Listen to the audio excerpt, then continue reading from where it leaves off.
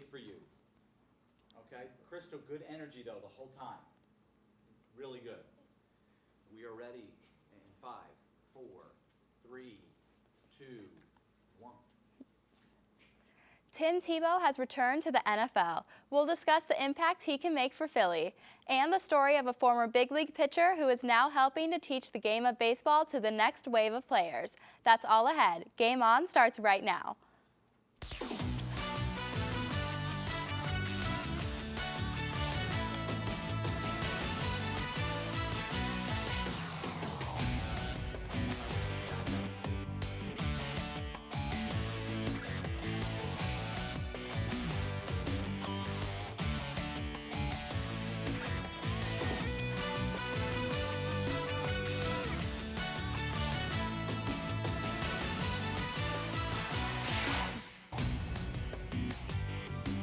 Welcome to Game On. We're a show about sports and faith. So where else would we begin the program but with Tim Tebow, right?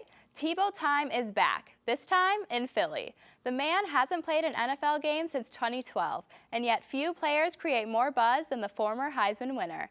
And buzz is not something Eagles coach Chip Kelly tends to shy away from. According to multiple reports, Tebow is signing a one-year deal with Philadelphia for the league minimum.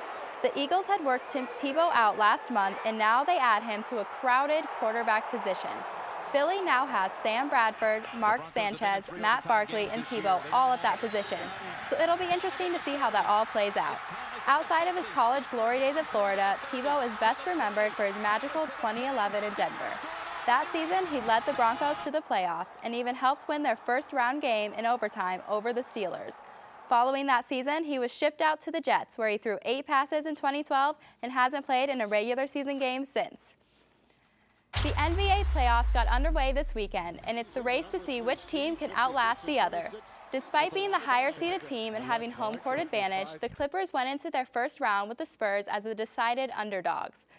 Clippers sure seemed to use that perceived slight as motivation in Game 1, as they rocketed out to a double-digit lead in the first quarter. Let's go to the third. Blake Griffin setting the tone. He was on an acceleration mode, driving and throwing down. Clippers up 6. Later in the third, Chris Paul, sweet wraparound pass to Griffin. Clippers up 10. Griffin had 26 points on the night. In the fourth, Clippers up by 14. Griffin to J.J. Redick for the corner 3. Later, look out. Paul cutting his way down the lane like a boss. Huge night for Paul. He finishes with 32, and the Clippers win Game 1, 107-92. In the East, LeBron and the Cavs opened their series against the Boston Celtics. But LeBron wouldn't be the star in this one.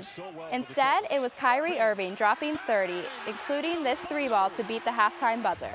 LeBron, sans headband, would finish with 20, 6 and 7, as the Cavs win it 113-100.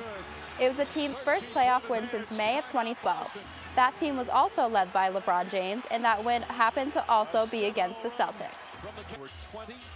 I think we've all noticed that the expectation in today's society to be accepting of others, tolerant, and if you have a confrontation, just talk it out over a frappe and a scone. Well, in the game of baseball, it doesn't quite work that way, as evidenced by this past weekend series between the A's and Royals. Let's set it all up. It all began on Friday night. That's when the A's' Brett Lawrie went in spike high on Royals shortstop Alcides Escobar. Escobar would be injured on the play and wouldn't return in the series. Lawrie said it was just a hard play, trying to break up the double play. The Royals disagreed. And on Saturday, Yordano Ventura responded by plunking Lawrie with a 100 miles per hour fastball. Ventura would then be ejected.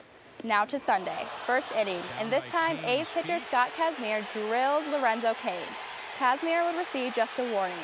Royals manager Ned Yost and pitching coach Dave Eland disagreed, so they were both ejected. Then, later in the game, Kelvin Herrera threw at Lawrie, and he, along with 2 other Royals, were tossed, so 5 ejections for KC. The bench is cleared in every game. Oh, by the way, the Royals took 2 of 3 to win the series. Over to Liberty Sports, and over the weekend, the number 2 seeded Liberty men's tennis squad continued their quest to capture the Big South title with a quarterfinal match up against number 7 seeded UNC Asheville. After falling behind 1-0 following the doubles point, Liberty rebounded in singles play to down the Bulldogs 4-2. Now Liberty advances to the semifinals round. Meanwhile, head coach Chris Johnson was named Big South Coach of the Year, and Liberty's #2 single star Sam Matheson earned a spot on the Big South Conference Men's Tennis All-Conference Single Squad. Coming up, a former NFL player visits Liberty and discusses why he found his greatest success after playing football.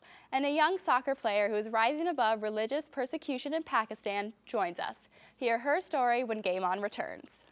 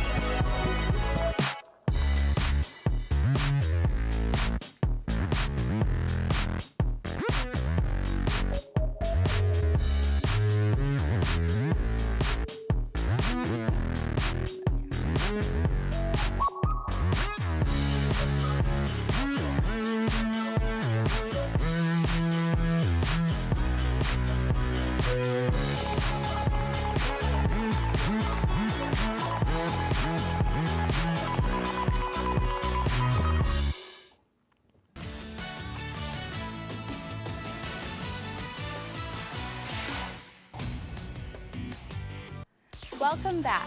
Liberty Christian Academy is a high school in Lynchburg, Virginia that's turned out some really good baseball players in recent years. No doubt part of the reason is due to who's leading the program. Randy Tomlin, a former Liberty Flame and big leaguer, is now trying to help kids fulfill their own baseball dreams.